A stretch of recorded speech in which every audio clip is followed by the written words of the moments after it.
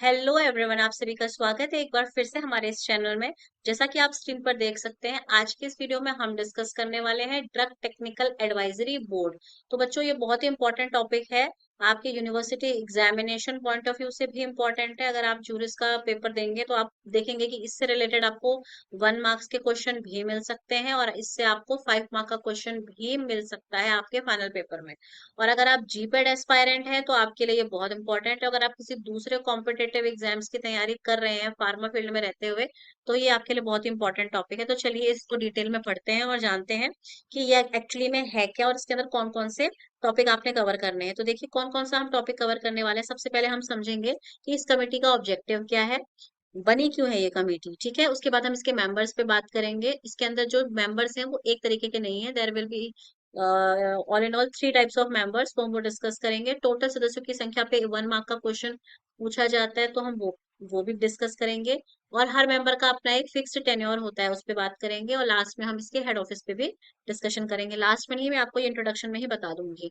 In detail में हम लोग क्या करेंगे, डिटेल में हम लोग एक्सप्लेन करेंगे हमारे जितने भी मेंबर्स हैं, तो वो कौन कौन से मेंबर्स हैं, उन मेंबर्स की हम लोग डिटेल स्टडी करने वाले हैं आज की इस वीडियो में। तो वीडियो को पूरा देखिएगा, बहुत ही इंफॉर्मेटिव होने वाली है। चलिए सबसे पहले बात कर लेते हैं कि ड्रग टेक्निकल एडवाइजरी बोर्ड का आखिर ऑब्जेक्टिव क्या था।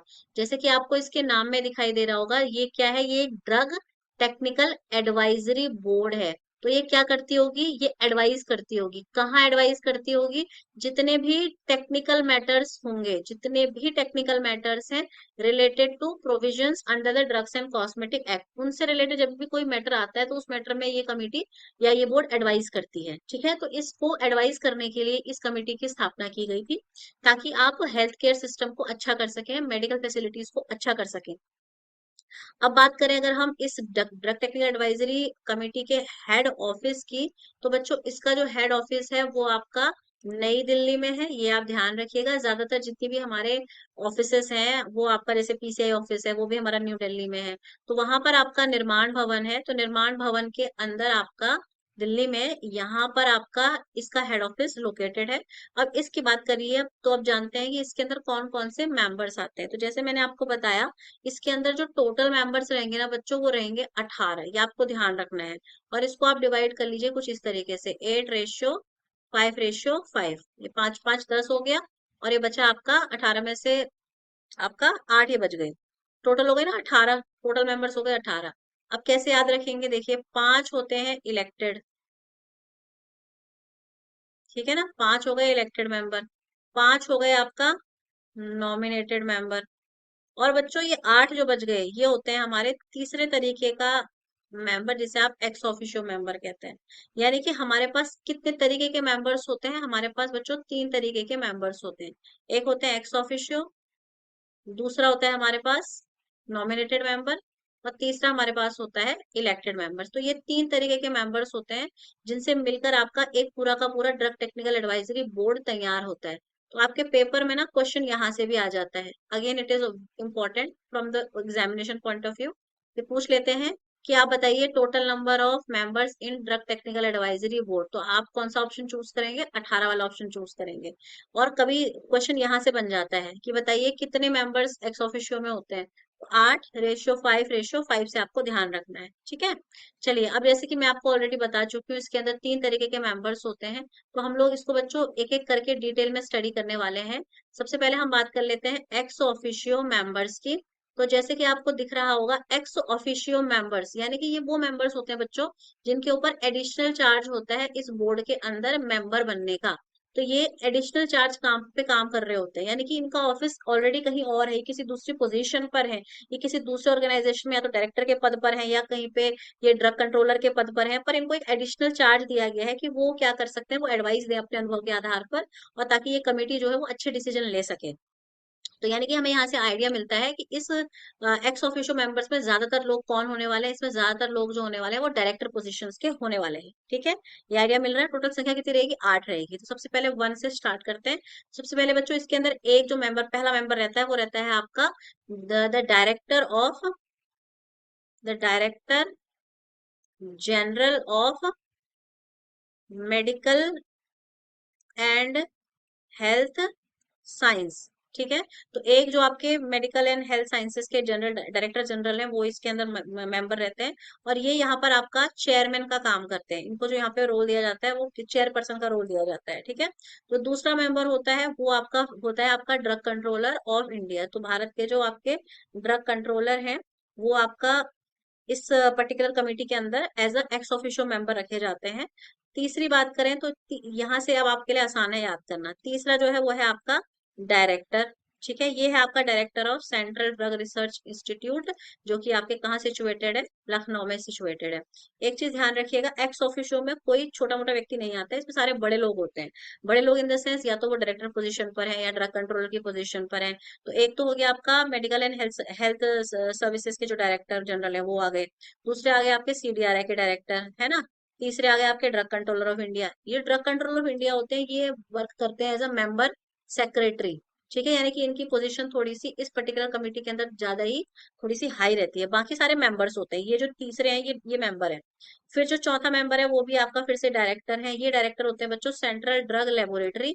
ये सिचुएटेड है आपका कलकत्ता में। बच्चों ये ध्यान रखिएगा, यहाँ से भी आपका क्वेश्चन पूछा गया है। यहाँ से भी क्वेश्चन पूछा गया है। क्या क्वेश्चन आ जाता है? क्वेश्चन ये आ जाता है कि सीडीएल की लोकेशन बताइए, कहाँ है central drug laboratory situated. Central drug laboratory, ये ध्यान रखिएगा, ये है कलकत्ता में।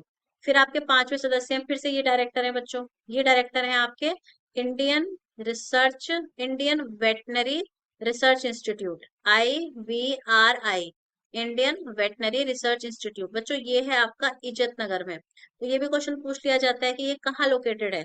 देखिए इसके डायरेक्टर को भी आपका इस पर्टिकुलर DDAB के अंदर एक्स ऑफिशियो मेंबर बनाया जाता है। फिर जो छठा आता है वो आता है आपका फिर से डायरेक्टर। ये कहाँ के डायरेक्टर हैं फिर? अब ये डायरेक्टर है सेंट्रल रिसर्च इंस्टीट्यूट। ठीक है।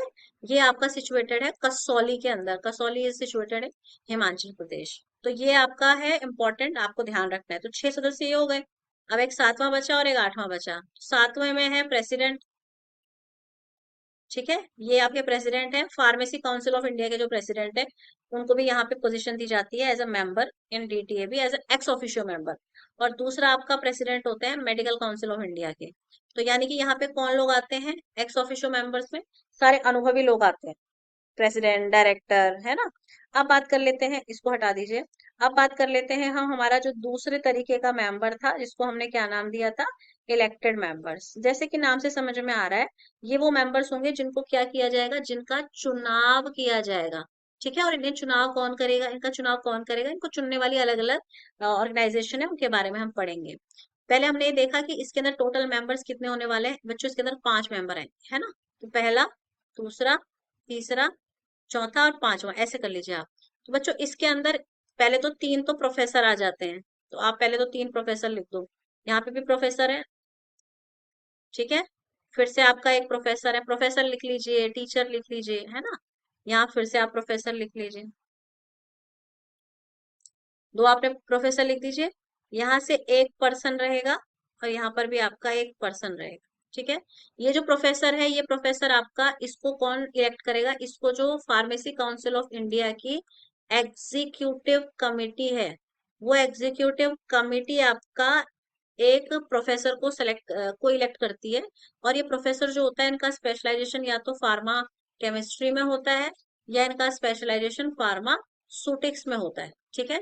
दूसरे जो प्रोफेसर हैं, इनको मेडिकल काउंसिल ऑफ इंडिया की जो एग्जीक्यूटिव कमेटी है वो इनको इलेक्ट करती है। और इन ये जो प्रोफेसर है, इनका स्पेशलाइजेशन होता है या तो आपका मेडिसिन में, या इनका जो स्पेशलाइजेशन है वो होता है आपका थेराप्यूटिक्स में। तो इस पर्टिकुलर टीचर को आपका यहाँ पे as a elected member position मिलती है। तीसरा प्रोफेसर वो होता है जिसने आपका फार्माकोलॉजी की पढ़ाई की होती है, यानी कि फार्माकोलॉजिस्ट। ठीक है। और इसको इलेक्ट करने वाली जो कमिटी है, इसको इसका इलेक्शन कौन करती है? वो है आपका Indian council of medical research, ICMR, इसका इलेक्शन करती है। फिर आता है आपका चौथा सदस्य जो इसका इलेक्टेड मेंबर बनता है, वो है आपका पर्सन। और इसको चूज करती है आपका जो इंडियन फार्मास्यूटिकल एसोसिएशन है। तो ये पर्सन इलेक्ट होता है और इस पर्सन को इलेक्ट करती है आपकी इंडियन फार्मास्यूटिकल एसोसिएशन। और जो पांचवा सदस्य है इस इलेक्टेड मेंबर के रूप में, उसको आपका सिलेक्ट करती है जो आपकी भारत की मेडिकल एजेंसी है, ठीक है। तो ये इसको इलेक्ट करती है। तो इस तरीके से हमारे टोटल 5 मेंबर हैं, 3 प्रोफेसर हैं और 2 आपका पर्सन है जो कि आपका आईपी और आईएमए के द्वारा इलेक्ट किए जाते हैं। चलिए आगे बढ़ते हैं और अब बात कर लेते हैं हम हमारे नॉमिनेटेड मेंबर्स की। तो जैसा कि नाम समझ में आता है, ये कैसे है बच्चों, ये नामित हैं सदस्य, यानी कि इनको सीधे सीधे क्या कर दिया जाता है, इनका नाम प्रपोज किया जाता है। तो इनका नाम प्रपोज कौन करता है बच्चों, इनका नाम प्रपोज करती है हमारी प्यारी सेंट्रल गवर्नमेंट। तो केंद्रीय सरकार के रिकमेंडेशन से अगर आपका काम अच्छा है अपने अपने फील्ड में, तो आपको डीटीएबी के अंदर उसका सदस्य बनने का मौका मिल सकता है एज अ नॉमिनेटेड मेंबर। तो बच्चों इसके अंदर भी टोटल 5 मेंबर्स आने चाहिए। तो देखें वो 5 मेंबर्स कौन होते हैं। तो पहला तो बच्चों इसके अंदर होता है आपका एक होता है इसके अंदर इंडस्ट्रियल एक्सपर्ट जो होता है। तो एक इसमें इंडस्ट्रियलिस्ट लिया जाता है, ठीक है, फार्मा कंपनी से। और 2 इसके अंदर लिए जाते हैं आपके गवर्नमेंट एनालिस्ट, ठीक है, गवर्नमेंट एनालिस्ट को भी इसमें जगह मिलती है। और बच्चों 2 इसके अंदर होते हैं, 2 पर्सन्स को आपका सेंट्रल गवर्नमेंट नॉमिनेट करती है, ठीक है। So 2 persons are nominated by central government. तो इस तरीके से हमारे टोटल आपके 18 सदस्य जो है इस पर्टिकुलर कमिटी के अंदर बनते हैं, ठीक है। तो आपको समझ में आ गया होगा कि हमने क्या क्या पढ़ा है। तो so far we have studied that elected members की संख्या कितनी है, वो है आपका 5। 5 इलेक्टेड है, 5 ही नॉमिनेटेड भी हैं, और आपका एक्स ऑफिशियो में आपका आ जाते हैं टोटल 10। तो ये हमारे मेंबर्स हैं, आपको ये याद रखना है, ठीक है। टोटल आपको 18 ये याद रखना है। तो आई होप आपको ड्रग टेक्निकल एडवाइजरी बोर्ड जो है वो समझ में आ गया होगा। इसके मेंबर्स की आपको डिटेल स्टडी मिल गई है, इसका आपको ऑब्जेक्टिव समझ में आ गया है। अगर आपको हमारी वीडियो इन्फॉर्मेटिव लगती है तो आप चैनल को सब्सक्राइब जरूर करें। चैनल को सब्सक्राइब करने से हमें एक मोटिवेशन रहता है कि हाँ, हमें अपने बच्चों के लिए, अपने व्यूअर्स के लिए और वीडियोस बनानी है, टाइमली बनानी है।